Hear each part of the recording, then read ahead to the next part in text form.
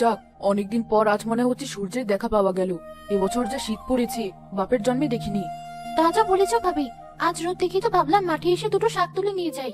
আমিও তো সেই জন্যই আসলাম। তোমার ভাইজান আবার সর্ষে শাক খুব ভালো খায়। মা, তোমার শাক তোলা হলো? আমার যে খুব খিদে পেয়ে গেছে। সে কি তুলি, সকালে কিছু খাসনি? আর বলো না ভাবি, আমার গরিবের ঘরে জমিদারের মেয়ে জন্মেছে। সে রোজ সকালে শুধু রুটি খাবে না, তাকে নাকি ডিম ভেজে দিতে হবে। ডিম দিইনি বলে সকালে সে কিচ্ছু খায়নি। ওভাবে কেন বলছো? অমন লক্ষ্যে একটা মেয়ে তোমার, এই বয়সে বায়না করবে না তো কবে করবে? চাচি, মা সবসময় আমার সাথে এমন করে। এমন করবো না তো কি করব? বাপের রোজগার পাতি মেয়ে, আর মেয়ে খাবে রোজ ডিম ভাজা। কোথায় পাই বলো তো? ও, এই কথা। চল মা তুলি, আমাদের বাড়িতে কালই তোর চাচা ডিম নিয়ে এসেছে, দুটো নিয়ে আসবি। সত্যি চাচি, তুমি কত ভালো। তুমি পাগল হলে নাকি? অমন রোজ রোজ এটা ওটা খাওয়াতে হবে না, পরে কিন্তু মেয়ের লোভ হয়ে যাবে। হলে হবে, আমার তো আর মেয়ে নেই, তুলি তো আমার মেয়েরই মতো। চল মা। হ্যাঁ চাচি, চলো।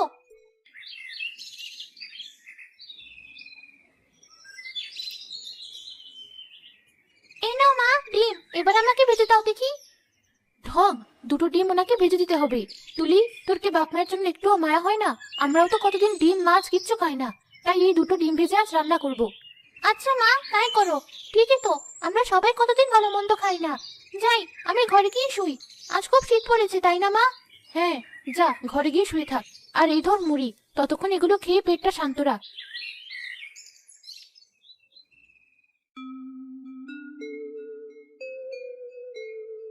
এই বছর যা শীত পড়েছে, সত্যি অনেকদিন হলো এমন শীত পড়ে না। ঠিক বলেছো জালাল ভাই। আমি তো ভাবছি জমানো টাকা দিয়ে একটা মোটা কম্বল কিনবো। এই শীতে লেপ দিয়ে কাজ হচ্ছে না। তোমারও তো তাও লেপ আছে, আমাদের তো দুটো পাতলা পাতলা কাঁথা। কি করব বলো? যে কাজ করি তাতে যে টাকা আসে সংসার চালাতে হিমশিম খাই। এ ভাই, কিন্তু এই শীতে বাঁচতেও তো হবে। আমি বলি কি, তুমি মহাজনের দিকে কিছু টাকা দাঁড় করে হলো একটা মোটা কম্বল কেন। কিন্তু মহাজন কি শুনবে? কেন শুনবে না, একবার বলেই দেখো। আচ্ছা, আজ বাজারে গিয়ে দেখি। দেরি করছো কেন? মাঠের কাজ তো সব শেষই, চলো তাহলে।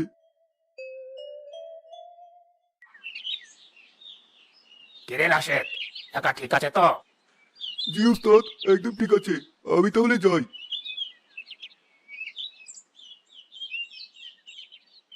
কি হলো জালাল মিয়া, তোর টাকা কি ঠিক নেই? না উস্তাদ, আসলে আমার কিছু টাকা দরকার ছিল। যদি কিছু টাকা ধার দিতেন বড় উপকার হতো। কি বললি? ধার? তোরা কি ভাবিস আমি কি তোদের জন্য টাকশাল খুলে বসে আছি? যে যখন ধার চাইবি তাকে দিয়ে দেবো? না উস্তাদ, আসলে যা শীত পড়েছে, আমরা না হয় বড় মানুষ, কিন্তু মেয়েটা তো এখন অনেক ছোট। এই শীতে ঘরে একটা মোটা কম্বল লেপ কিচ্ছুটি নেই। ঢং দেখে পাচ্ছি না, গরিবের আবার লেপ কম্বল? মাথার উপর ছাদটা আছে সেটাই তো অনেক। যা যা, সময় নষ্ট করিস না, আমার এখন অনেক কাজ আছে। দিন না উস্তাদ, ধীরে ধীরে না হয় আমার আয়ের টাকা থেকে কেটে রাখবেন। বললাম না বিরক্ত করিস না, চত্বর সব।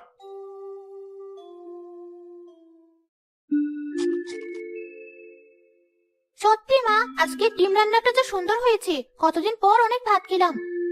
কি হলো তুলির বাবা, তুমি কিছু বলছো না যে? তোমার ভালো লাগেনি? তাছাড়া জিজ্ঞেসও তো করলে না ডিম কোথায় পেলাম। না মানে, হ্যাঁ রান্নাটা খুব ভালো হয়েছে, কিন্তু ডিম কোথায় পেলে? আমি তো ডিম কিনিনি। রাজিয়া ভাবি তুলিকে দিয়েছে। হ্যাঁ, ওটাই তো আমাদের কপাল, মানুষের কাছে চেয়ে চিন্তেই চলতে হয়। সত্যি করে বলো তো কি হয়েছে তোমার? বাজার থেকে আসার পর থেকেই দেখছি তোমার মুখটা ভার হয়ে আছে। কি আর হবে, ভেবেছিলাম মহাজনের থেকে টাকা ধার করে একটা মোটা কম্বল কিনবো। যা শীত পড়েছে, কিন্তু মহাজন তো কোনো কথাই শুনলো না। সবই কপাল। ধুর, সংসার চলছে না আর উনি চলেছে মোটা কম্বল কেনার টাকা ধার চাইতে। ওসব লাগবে না। লাগবে না কেন বলছো মা? ওই পাতলা কাঁথা গায়ে দিয়ে আমার খুব শীত করে। আচ্ছা বেশ, আমি ট্রাঙ্ক থেকে একটা মোটা কাঁথা বের করে দেবো। এখন খা দেখি। জানিস তুলি, কাল আমার বাবা বাজার থেকে খুব সুন্দর একটা কম্বল কিনে এনেছে। ওটা গায়ে দিলে খুব আরাম। তাই নাকি? আমার বাবাও কিনতে চেয়েছিল, কিন্তু কি করব বল, বাবার তো আর এত টাকা নেই। মন খারাপ করিস না, শুনেছি আজকাল অনেকেই নাকি শহর থেকে গ্রামে আসে কম্বল বিলি করতে। অমন কেউ এলে তুইও একটা কম্বল পাবি। ও মা, তাই নাকি? হ্যাঁ, শুনেছি বাজারের থেকে ওরা নাকি রোজই আসে। চল রিনা, আজকে খবর নিয়ে আসি। না, এখন আর যাবো না, সন্ধ্যা হয়ে গেছে। আসি। ও কেন যাবে? ওর বাবা তো নতুন একটা কম্বল নিয়ে এসেছে। আমি বরং একাই গিয়ে খোঁজ নিয়ে আসি।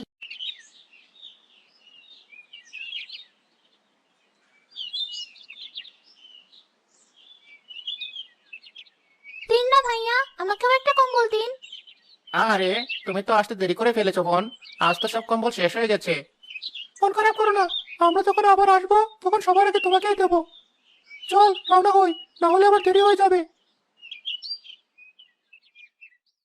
ধর, আমার কপালটাই খারাপ। আর একটু আগে আসলে আমিও কম্বল পেতাম। কোথায় ভেবেছিলাম কম্বলটা নিয়ে গেলে বাবা কত খুশি হয়ে যাবে, তা আর হলো কই।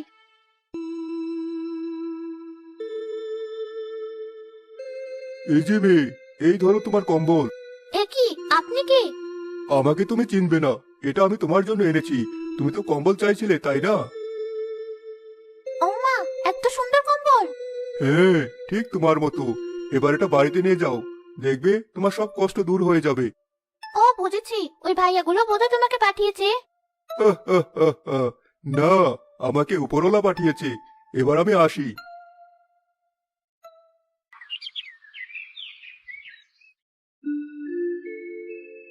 বলিস কি, এত সুন্দর একটা কম্বল একটা লোক তোকে এমনি এমনি দিয়ে দিল?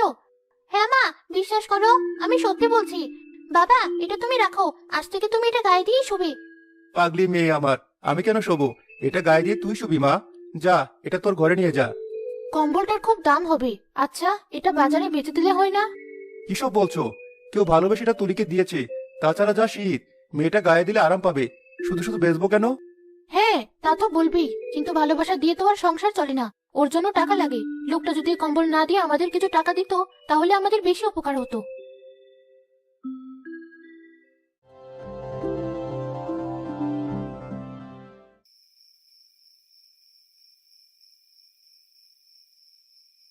সত্যি কম্বলটা দেখতে যেমন সুন্দর, গায়ে দিয়েও খুব আরাম।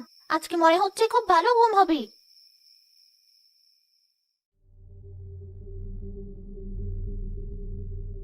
আরে এটা কি, একদম সোনার মতো চকমক করছে। যাই, এটা মাকে দেখিয়ে আনি। মা, দেখো কি সুন্দর একটা মুকুট। হ্যাঁ মা, তাই তো দেখছি। এটা দেখে তো সোনার মুকুট মনে হচ্ছে, কিন্তু এটা তুই কোথায় পেলি? তা তো জানি না মা, কিন্তু ঘুম থেকে উঠে এটা আমি মাথায় দেখছি। এ নিশ্চয় আল্লাহ আমাদের দিয়েছে। কোথায় গেলে? কি হয়েছে, ডাকছো কেন? এই দেখো, তোমার মেয়ে একটা সোনার মুকুট পেয়েছে।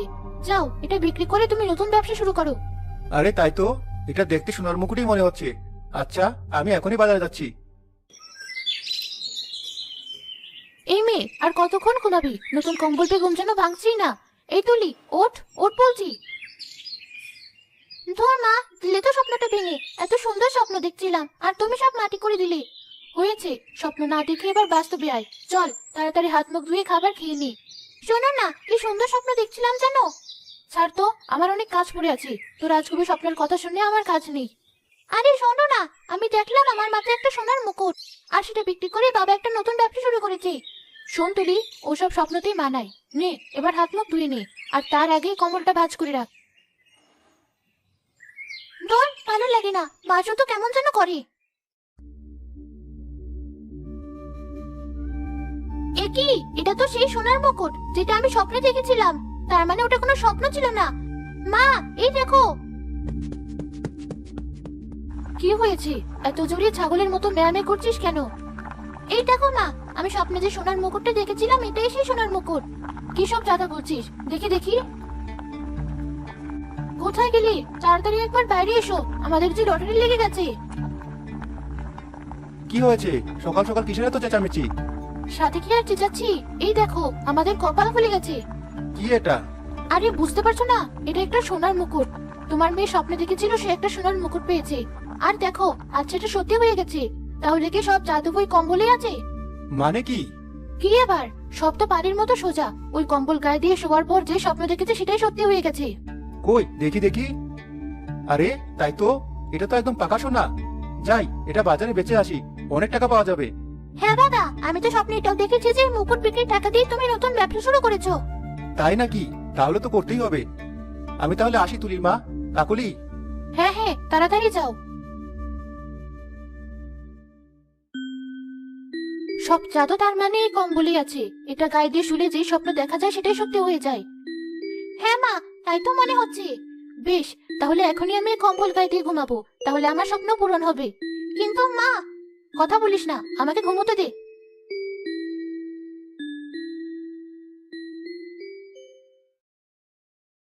মা, তাড়াতাড়ি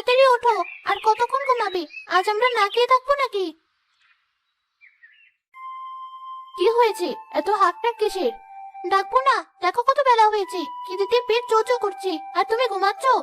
ঘুমাচ্ছিলাম কি আর এমনি এমনি? কিন্তু কাজের কাজ তো কিছুই হলো না, কোনো স্বপ্নই তো দেখতে পেলাম না। তাই নাকি?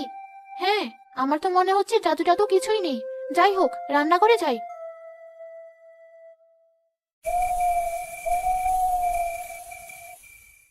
সারাদিন কোথায় ছিলে? আজ খুব দখল গেছে তুলির মা। মুকুটটা অনেক টাকায় বেচেছি, সেই দিয়ে একটা দোকান ভাড়া নিয়েছি। সত্যি বাবা, আমাদের নতুন দোকান? হ্যাঁ মা, আর আমাদের অভাব থাকবে না। আর এইসব সম্ভব হয়েছে তোর জন্য। আজ থেকে আমাদের নতুন জীবন শুরু। আমাদের একটা মুদি দোকান হয়েছে। আর এই ধরো তুলির মা, এখানে সব বাজারঘাট আছে। কিন্তু আমি ভাবছি আরো যদি কিছু পেতাম তাহলে মন্দ হতো না। অত লোভ করো না তো মা, লোভ করা ভালো না। আল্লাহ আমাদের যা দিয়েছি তাতে আমাদের খুশি থাকা উচিত। চুপ কর তো, ছোট মুখে অত বড় কথা মানাই না। যা, ঘরে গিয়ে ঘুমিয়ে পড়। আচ্ছা মা, আমি চলে যাচ্ছি।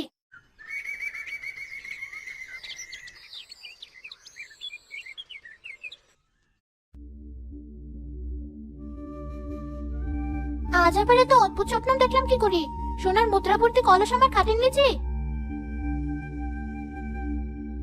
কিরে তুলি, কি হয়েছে? মা জানো আজকে স্বপ্ন দেখলাম। কি স্বপ্ন দেখলি? দেখলাম আমার খাটের নিচে সোনার মুদ্রা ভর্তি কলস। বলিস কি? দেখি দেখি, খাটের নিচটা ভালো করে দেখি। আরে এই তো সেই কলস, কত সোনার মুদ্রা। তার মানে এই কম্বল সত্যিই জাদুর কম্বল। কিন্তু এটা শুধু তুই গায়ে দিলেই কাজ করে। নে মা, আবার একটু ঘুমিয়ে নি। কি বলছো তুমি? আমি তো এই মাত্র ঘুম থেকে উঠলাম, আবার কি করে ঘুমাবো? কি হয়েছে? তোমরা এত কেচরমেচর করছো কেন? এই দেখো, আজ আবার তোমার মেয়ে স্বপ্নে সোনার মুদ্রার কলস পেয়েছে। কি বলছো? হ্যাঁ বাবা, আর সেজন্য মা আমাকে আবার ঘুমোতে বলছে। কিন্তু তুমিই বলো, আমি আর কত ঘুমাবো? আহা তুলির মা, কি হচ্ছে এসব? এত লোভ আসলেই ভালো না। আল্লাহ আমাদের যা দিয়েছেন তাই তো অনেক। চুপ করো, কম্বলটা যতক্ষণ আছে আমাদের আরো কিছু চাই। নাও, এগুলো বেঁচে দিয়ে এসো।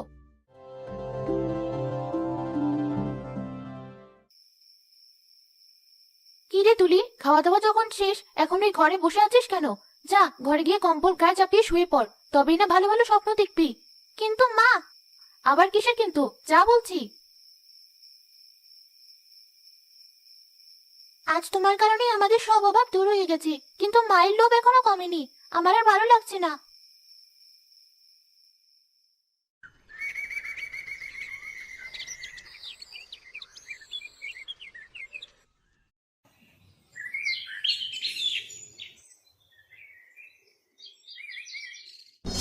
হাই হাই, এ আমি কি দেখলাম? এ আমাদের কি সর্বনাশ হলো?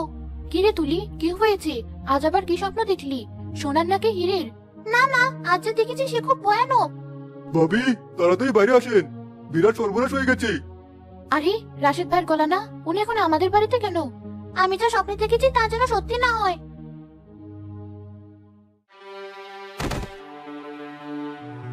হাই হাই, এ কি করে হলো? ভাইজান বড় রাস্তা দিয়ে বাড়িতে ফিরছিল, হঠাৎ একটা বাস এসে ধাক্কা দেয়, আর সেখানেই সব শেষ হয়ে যায়। আমি তো এটাই ভয় পাচ্ছিলাম, কারণ আমি এটাই স্বপ্ন দেখেছি। দেখেছো তো মা, বেশি লোভের কারণে আজ আমরা বাবাকেও হারিয়ে ফেললাম। আমার লোভের এত বড় শাস্তি হলো? না না, ওই কম্বল আমি কিছুতেই ঘরে রাখবো না। আজই আমি ওটা পরিয়ে দেবো। ঠিক করেছো মা, এই কম্বল যেমন আমাদের অনেক দিয়েছে, তেমনই অনেক নিয়েছেও। হ্যাঁ মা, কিন্তু সব আমারই দোষ। আমি যদি নিজের লোভ সম্পূরণ করতাম, তাহলে হয়তো আজ আমাকে এই দিন দেখতে হতো না।